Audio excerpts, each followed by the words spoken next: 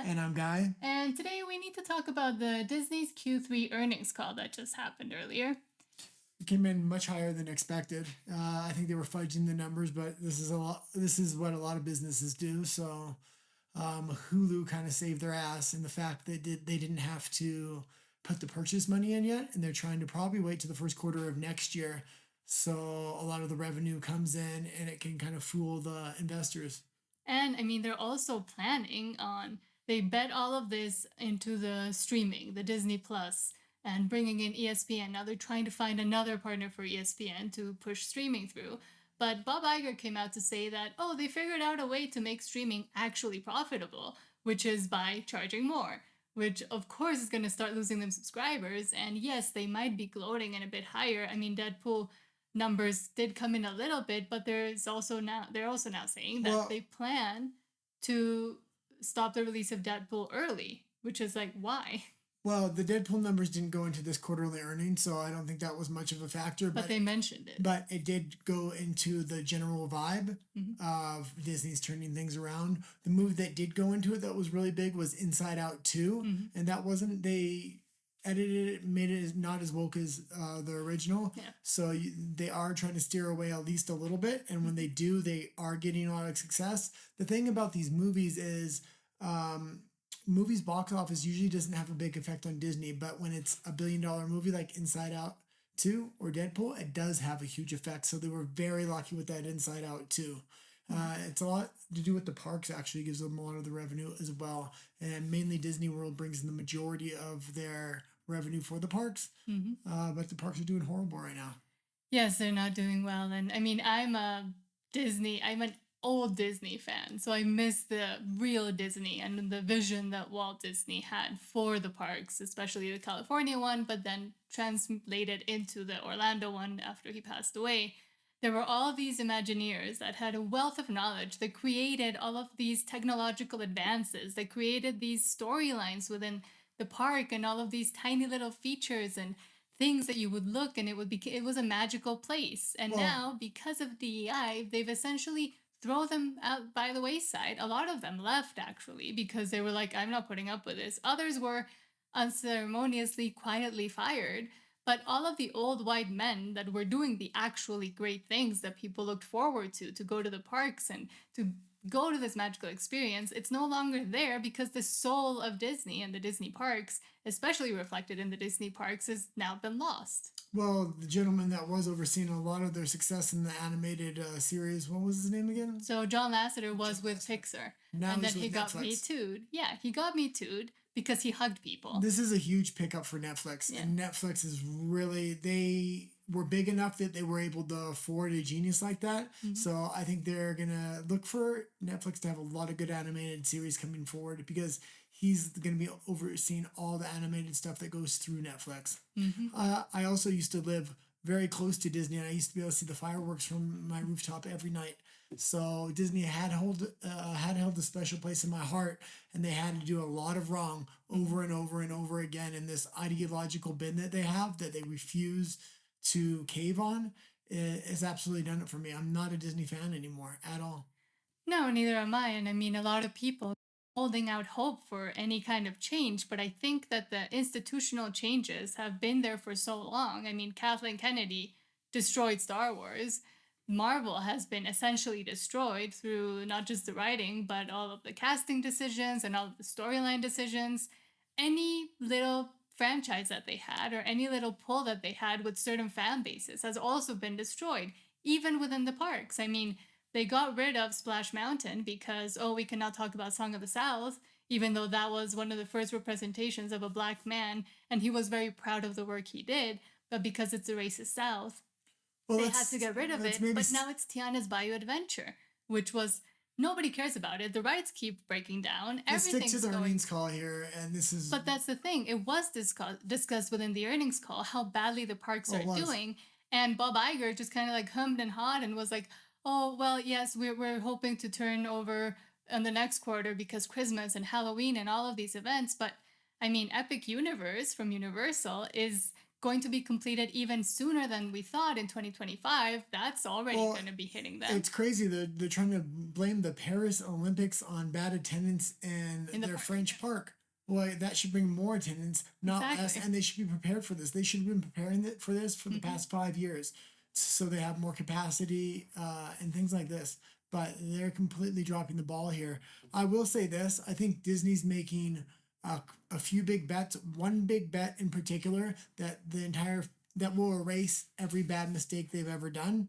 At least as far as profitability goes. Do you know what that is? ESPN. Do you know what they're doing with ESPN? The whole streaming thing? Yeah, so it's going to be the first time, it's not just streaming, they're bringing betting in to your TV. If they're able to get betting into the TV so you can make easy and simple bets, the revenue from that is going to be unfathomable. Plus, you're going to be able to have kids grow up with Disney, start watching sports with Disney, get them right into betting.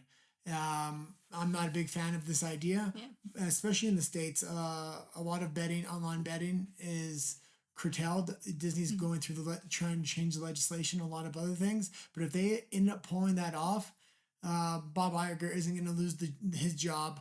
Disney can triple down and flipple down on their woke ideology because they're going to be making so much money from this ESPN betting. So it's something I'm keeping an eye on for sure.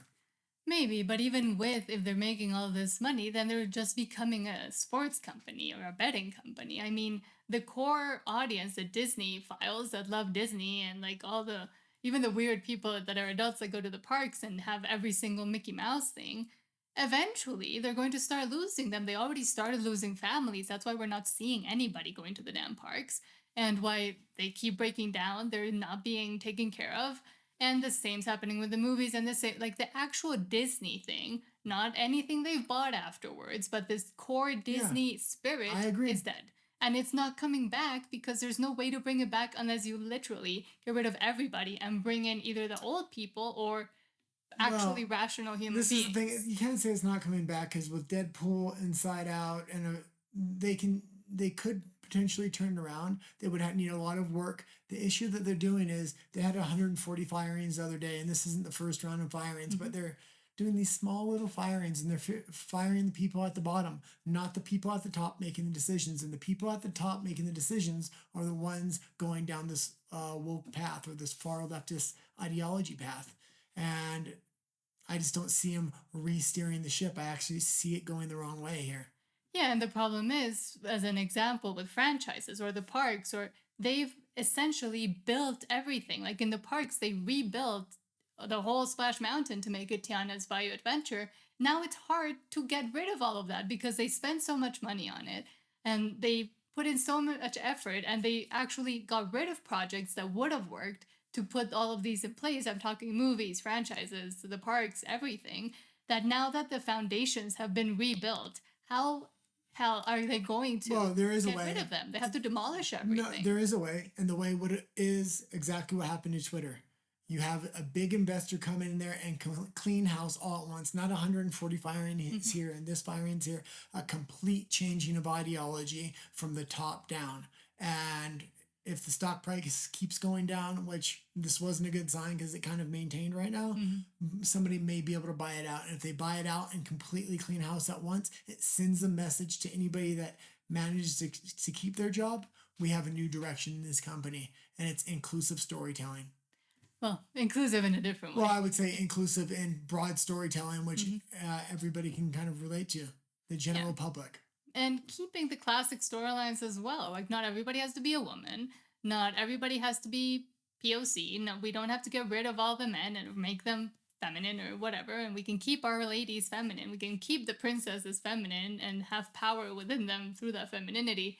The problem is, it would have to be a complete house cleanup. They're just too scared to do it. I don't think they would ever do that unless they allow, for example, Nelson Peltz to come in or Apple. But Apple's in the same track. But there's hope there. You see Elon Musk and Nelson Peltz kind of circling like sharks around it and just waiting for the opportunity. But this earnings call didn't help their situation. But honestly, the way Disney's able to manipulate these numbers and fudge these numbers by showing their profits but not showing their losses with Hulu by how much they paid for it and things like this.